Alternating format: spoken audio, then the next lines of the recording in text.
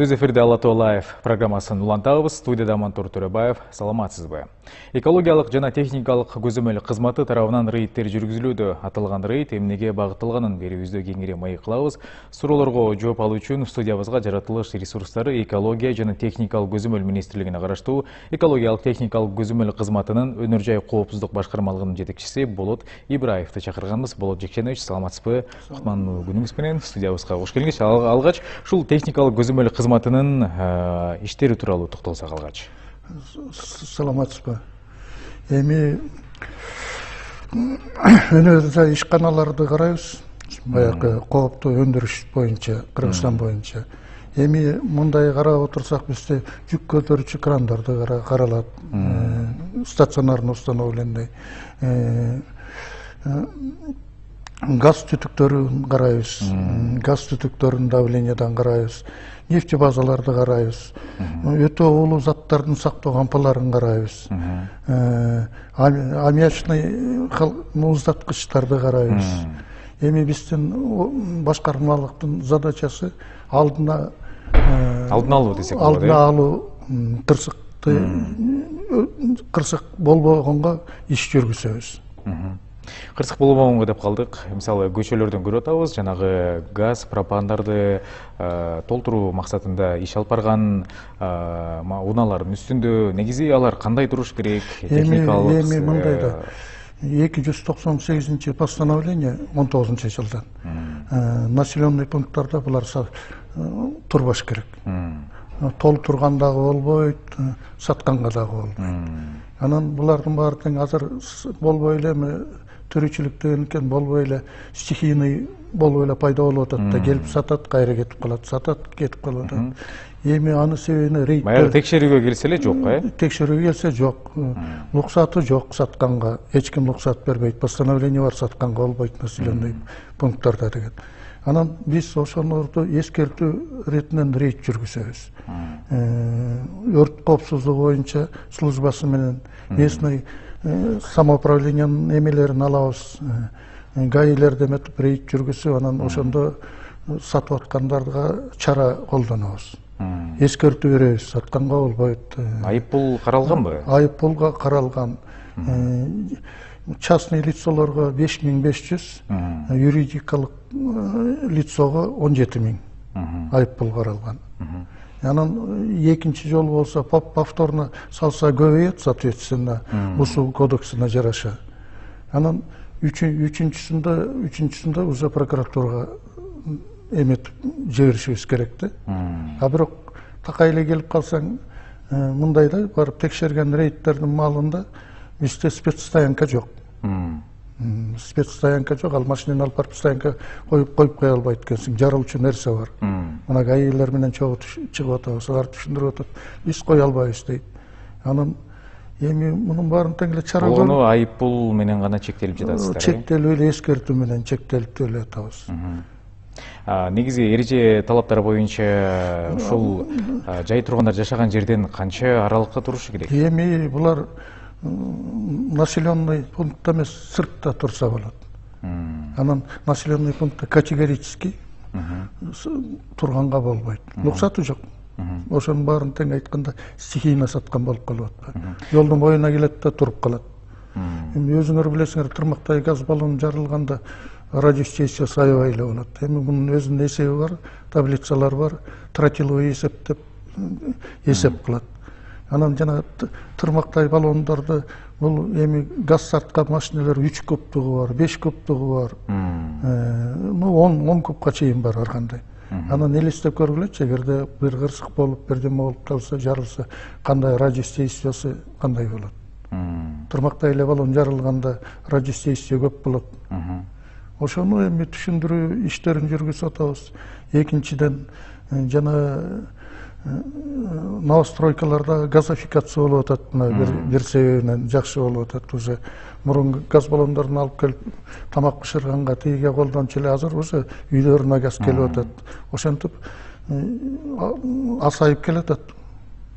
Анан Бул түшүндүр. жакшы айтып өттүңүз. Сиз айткандай ушул жаңы конуштардын тегерек четинде, шаардын жака белинде десек болот, ушул газ баллондорду саткандар, газ куюп бергендер көбүнчө ушул. Негизи эле кээ бирлер байкап калып атабыз, май куюучу жайлардын жанында туруп алып туруп, ушул газды жарандарыбызга куюп берип аткан учурлары. Эми булар эми негизи коопсуздук боюнча болбойт. Мына эми биз кээде барып калып атабыз, ар кандай эле биздин численный сотрудниктер деле республика боюнча, өнөр жай эме боюнча бизде 13 эле сотрудник бар азыр. Штатный единица баарына жетишпейт.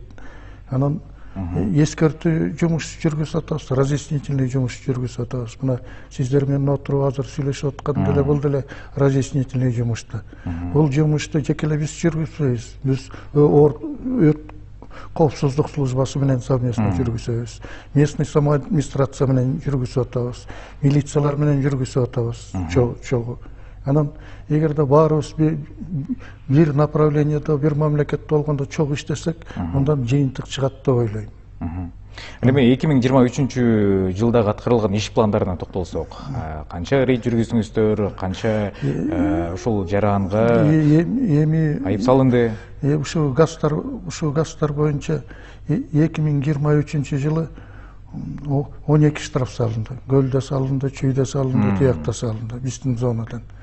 Анан разъяснительный жумуш көп уведомление берилди. Түшүндүрүү иштерин алкаганда. Түшүндүрүү иштери, местный самоадминистрация, областнойлорго, акимияттарга, мэрияларга бүт кат жөнөттүк. Могу 298-тин постановление негизинде сатса болбойт деп. Анан эми башка местный самоадминистрация деле штраф салып атат, анан булар андай эме жок экен. Бизде информация жок экен. Мээра колдондук деп эле коет.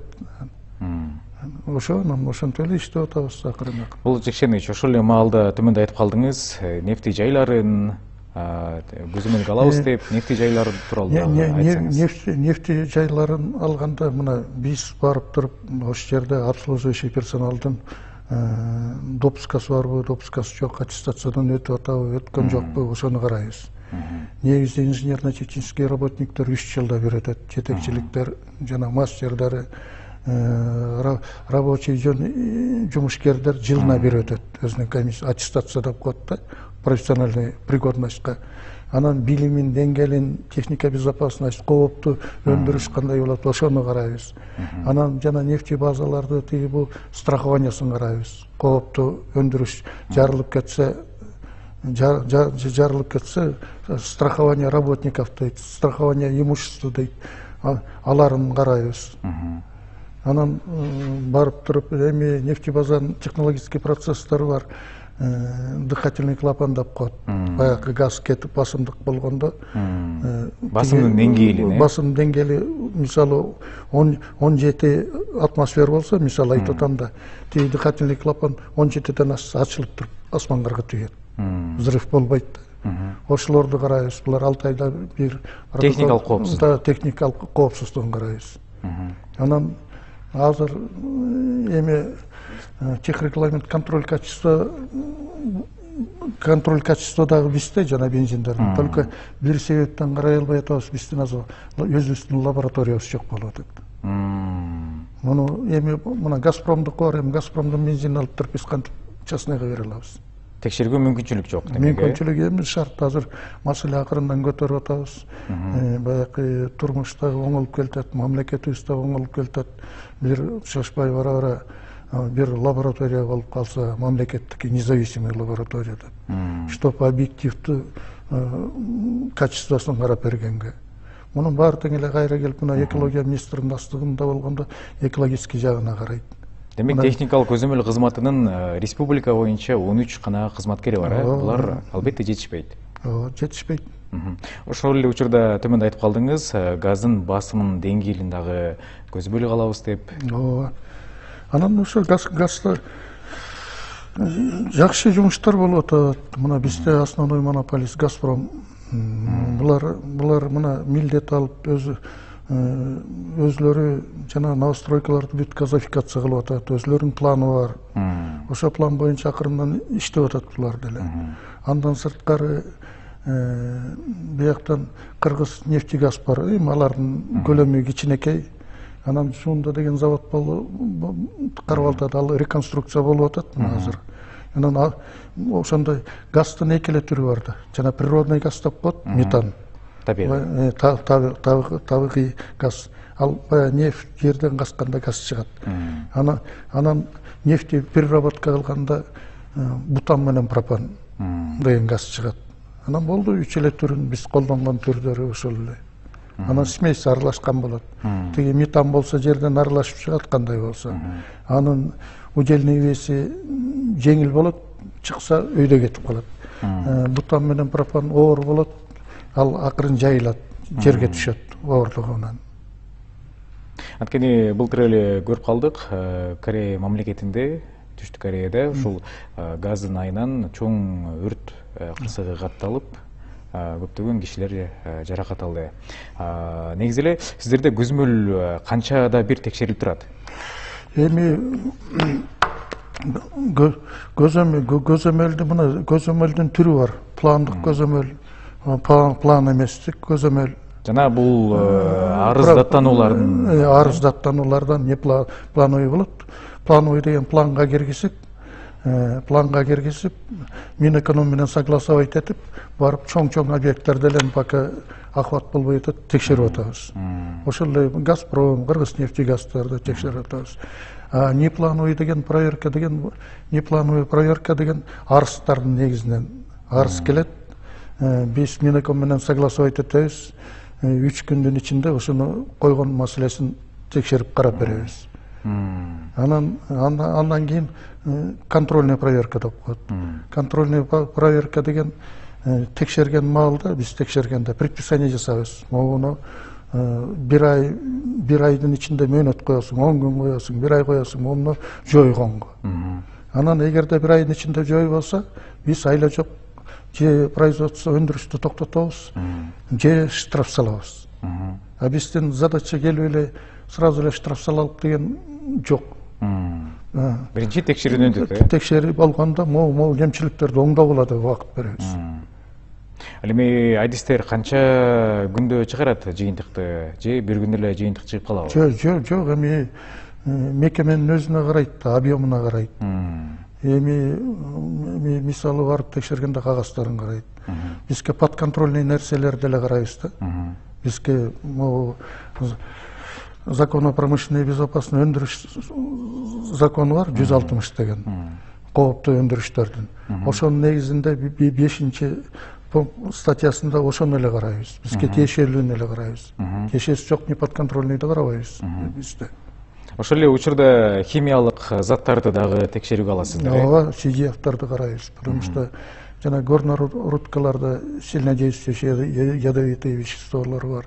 Чоң заводдордо бар. Мындайынан алсак Дастанда бар кичине, Айнордо бар. Эми азыр кичине өндүрүш башкача болуп кетти. Илгерки союзный запастар деле бар да. Утилизация кылмайынча тура берет. Кору десек болот, аны карап коебуз.